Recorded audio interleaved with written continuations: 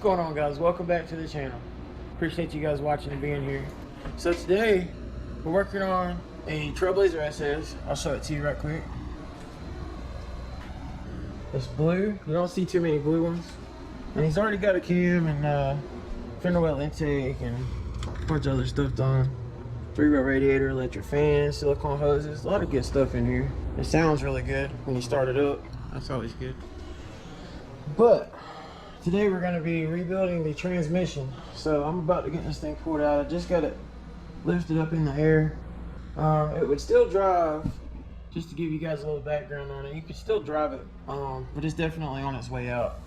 Basically what's going on is anytime you're in a gear, you have to let off the gas completely before it will shift into the next gear.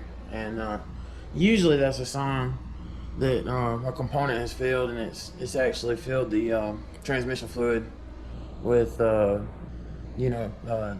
transmission material or something that's got some stuff clogged up in the valve body or something along those lines. So I'll show you guys a couple of the main parts that I have out here that I'm going to be using for this. And these are parts that I prefer. But I've got the super servo for fourth apply and for the second apply. So it's going to have all billet servo. I've got a heavy duty shell right there and a wideband. I use these in all my transmissions unless they're just real standard rebuilds. This is the Ray Best's Pro Series. I use these a lot. In fact, I know I've mentioned it a few times, but I rebuild the transmissions in my truck, a couple times a year in the Pro Charge Trailblazer, and just to refresh them. And the one that's in my first transmission, of course, I got this same band in both of them, but I've reused that band probably 4 times now, and you can't see anywhere on the drum or the band. And you guys know I'm pushing 700 plus horsepower, so that's pretty impressive. But I really like these bands. They hold up well, so I use them in basically every transmission that I build. The next thing that I've got is a Sonex smart drum, and I really like these as well. It's a lot tougher of a drum than the stock one. It's got reinforced collars and all that good stuff to go in it. And the main thing that's pretty cool about these that I like is the top of the drum actually fastens with screws or small bolts. And this plate is really thick. Let me pop it out of the plastic so you can see how thick this thing is. And basically what it does is it keeps the apply plate from flexing. So a lot of the stock ones, when you get towards the higher horsepower and higher pressure, the top of the drum, the little fingers aren't really putting a lot of pressure on the apply plate that goes in there with the snap ring. And what'll happen is it'll kind of bow up a little bit. And I've actually seen it air testing. If you turn the air pressure up high enough, you can actually see them flexing a little bit. And I've actually seen some where people crank the pressure up too much, and you don't need that much pressure, trust me. But it'll actually break the fingers out of the drum, and the end of the drum will blow out. So you don't want to run into either one of those situations. But you can see how this top is going to bolt on here. And it's going to keep even pressure on top of that apply plate so that the clutches have even pressure on them. So that's a very, very nice upgrade, and it's very important for a higher horsepower application. I don't know how much this truck dynos, but I was told it makes somewhere around 500 horsepower. So we're definitely going to make sure that this transmission lasts. So, and then of course the other important thing that I'll bring up too is the tune is probably more important than how you got to have good parts, but the tune is just as important as anything else when it comes to building a transmission, especially for performance. So I'm going to be tuning this transmission, and I actually may get into that with you guys just a little bit later on and kind of give you an idea of what I do on these transmissions. Some people agree with it, some people don't, but I've had a very high success rate with this method and this formula, so I'm going to stick with it because it works. So anyway, I guess without further ado, I'm gonna go ahead and get the transmission yanked out. I haven't even started on it yet, so I'm gonna get under there, get the transmission pulled out, and then we'll go from there.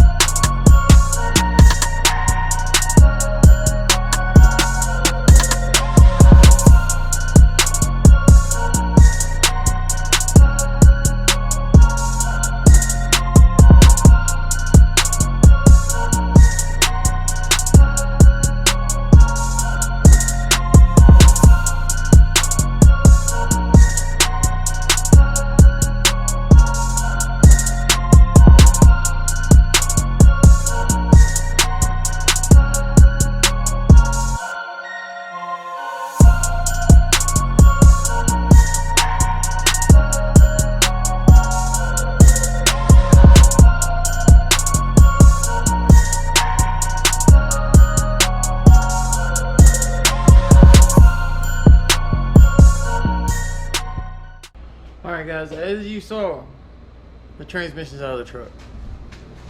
There it is right there. So, I'm gonna go ahead and get it all up in the air and start tearing it apart. So, hope you guys enjoy.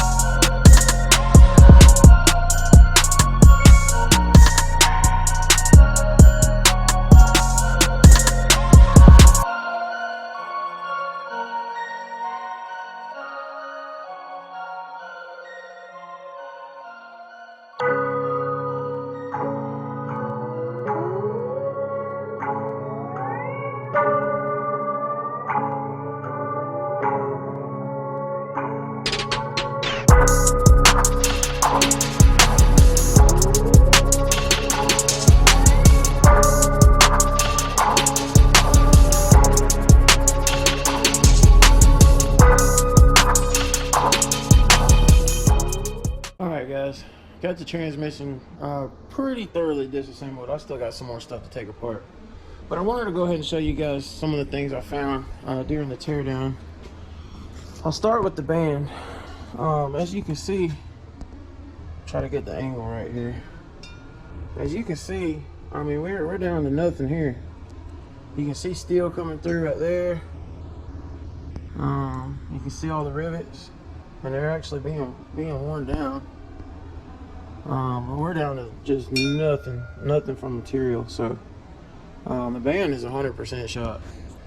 I honest to God don't know how in the world it had any second gear at all, because I've seen bands that didn't look that bad that had no second. So this thing must have an unbelievable amount of pressure, shift pressure or something in there. I'm gonna have to work on the tune and check it out. But also the 3/4 clutch pack obviously was on its way out, as you probably saw in the video.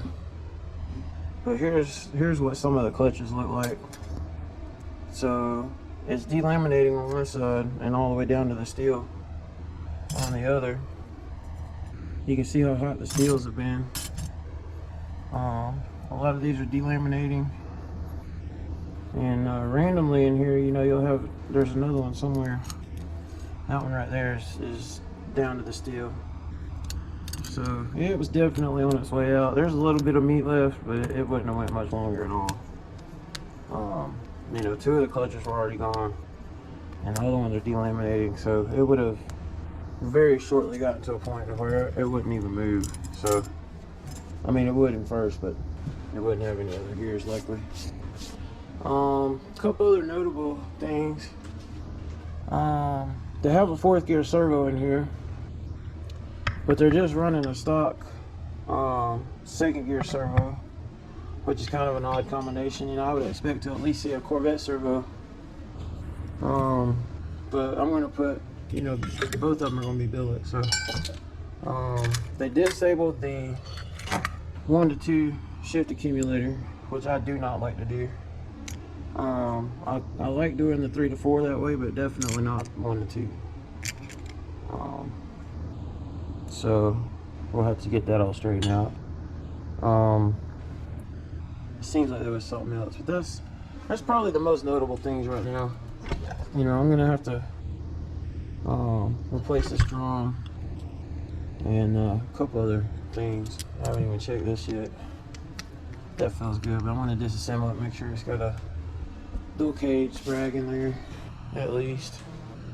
I'd be willing to bet for sure that this check valve wasn't replaced, so I want to replace that guy, and you know, that way we'll make sure our 3 to 4 circuit's pretty solid. Oh, I remember one other thing, and I double checked. I searched all around just to make sure, but I was really careful when I pulled the valve body off, but there was a check ball missing. So that could also have caused some problems. I don't know. He said that the transmission had about 13,000 miles on it since it was last built. So whatever it was, it couldn't have been too critical, whatever it was. But it was missing a check ball nonetheless. So next I'm gonna go ahead and I'm gonna put the new drum together, the smart drum, get that out of the way, and go ahead and get the reverse drum assembled, and then I'll go through the pump, and then I'll go through the valve body, and then I'll show you guys reassembly. So hope you guys are enjoying the footage.